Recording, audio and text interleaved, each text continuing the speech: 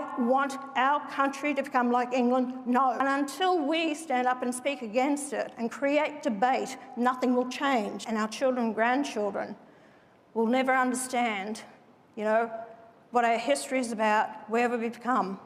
And do not apologise for being white. So Pauline's been talking about things like banning the burqa, which many countries do ban the burqa for the obvious reason that the burqa, particularly with women under 18, for young girls, it's a form of segregation, it's a form of reverse integration, reverse assimilation. It's taking a group of the community, a vulnerable group in the community, and saying, you're not going to look like the rest of the mainstream, mono, or whatever culture you want to call it, but the mainstream, we're segregating you. The burqa, to my view, is every bit as segregationist as putting Rosa Parks at the back of the bus. That's what it is. And to say, let's ban the burqa is not controversial. There are many countries around the world who do it for that very reason. We need assimilation. We need integration. We need our cultures brought together under the Australian culture. That's not hard. Then you get on... sorry, James. Oh, no, go ahead. No. No, well, I was going to say, you know, it's interesting because this is the one area where I think, you know, and we talk about Pauline Hanson speaking in a sort of a demotic fashion that, you know, doesn't necessarily meet with sort of, you know, the elite way of speaking. Trump does the exact same thing. The one concern I had about the bringing up the burqa thing is it feels like a bit like they're trying to graft the British and French and European problems that they have with migration, which were much more illegal-based and refugee-based and Islam-based, with, you know, our problem in Australia. Our problem in Australia is actually the legal immigration system and the size of that. And you know, I just think that the key is to be very targeted about... Well, let's ask someone who wore a burqa as a 3-year-old. No, I never wore a bloody burqa. What do you mean? A hijab. Okay. G'day, legends. Quick question. What happens when a nation lets in nearly 2 million people in just a few years and never stops to ask if the system can actually handle it? Stick around, because today we are pulling back the curtain on a conversation most politicians would rather avoid entirely. Quick favour, if you are loving this breakdown, let me see you hit that subscribe button and turn on the notifications bell to stay informed.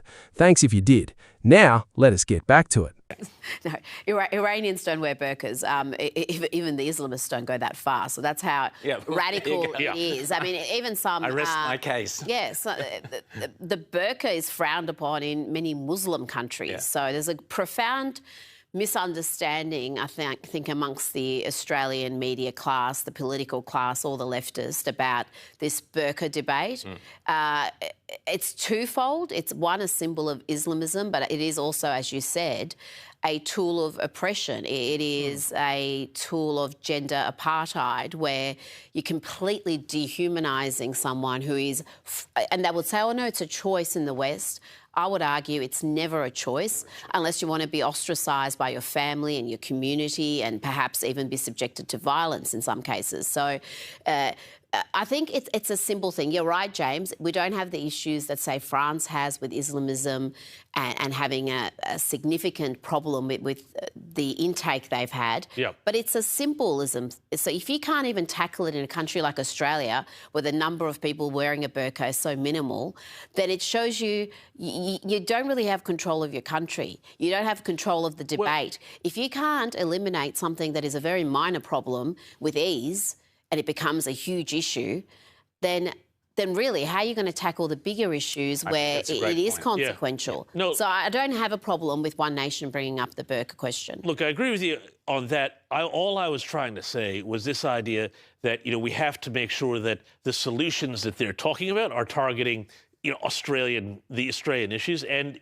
I think it's a much bigger problem that, frankly, you have huge swathes of our outer suburbs in Melbourne, in Sydney, and other cities here, where English is not the first language, where, you know, it's just simply the culture is, you want to talk monoculture, it's gone monoculture, but in different directions, you know, based on different groups which congregate together.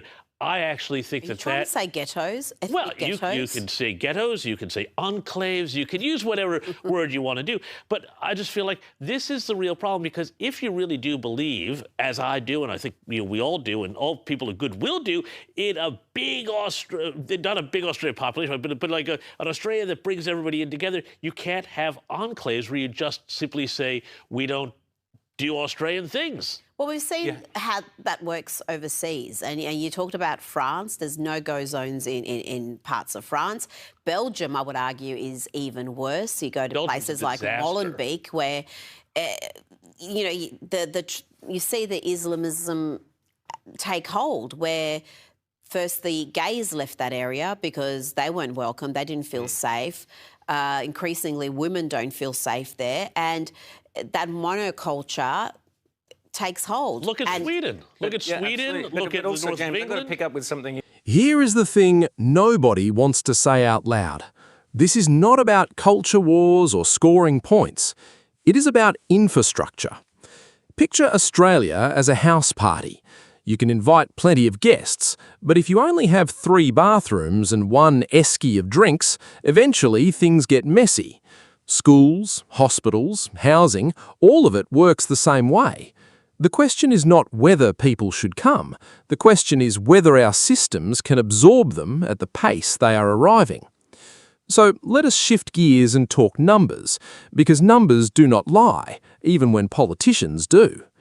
Language acquisition rates, workforce participation, intergenerational mobility. These are boring words, sure, but they are the actual scoreboard for whether integration is working. Not slogans on a poster, not a hashtag. Real, measurable outcomes. Now, here's where it gets interesting. Critics point to certain suburban enclaves where English is barely spoken and ask a fair question. Are these communities integrating or simply existing parallel to everyone else? That is not an accusation. It is a genuine policy concern, and pretending it doesn't exist helps absolutely nobody. You're saying we don't have the problems here that Europe has. I would disagree with that. I'm sorry.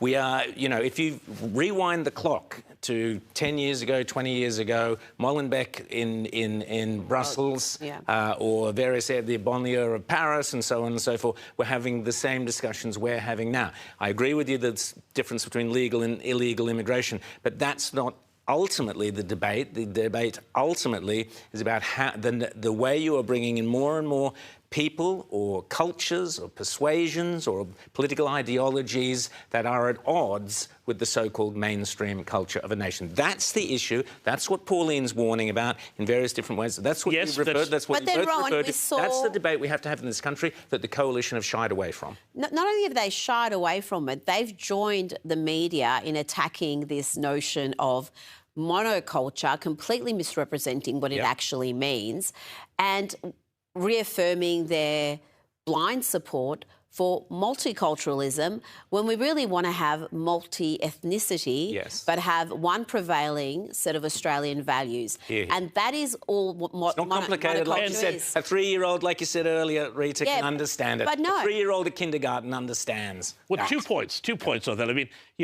I think one of the things that Pauline gets really, really right is that she says we should not have to apologise for the Australian culture that is here, that is extant, that has been here since settlement, that is a good thing.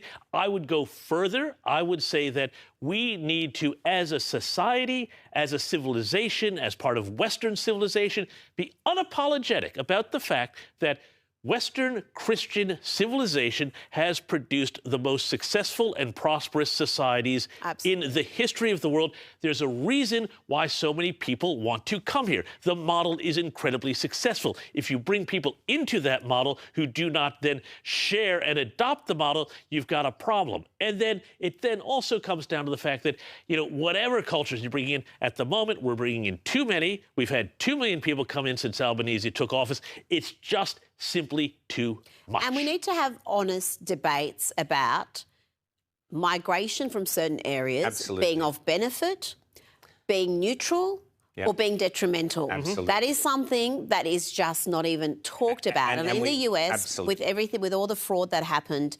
And then there is Europe, sitting there like the friend who ignored every warning sign before the relationship fell apart. Several nations delayed asking these hard questions for decades, and now they are dealing with the fallout. Australia still has time to learn from that instead of repeating it, but only if the conversation happens honestly, instead of getting shut down as offensive the moment someone raises it. Here is the twist though, and it is an important one. This is not an argument against immigration itself. Multi-ethnic Australia has been an enormous success story. The real argument is against pretending scale and speed do not matter, and against treating basic data literacy as some kind of thought crime. So, where does that leave us? A nation that wants to remain prosperous, cohesive and functional needs migration policy built on evidence, not vibes. Outcomes, not aspirations. Unity, not fragmentation dressed up as diversity. That is the real conversation Australia needs to have, not a screaming match, a grown-up discussion about what actually works. Thank you so much for watching. Let us know your thoughts in the comments below.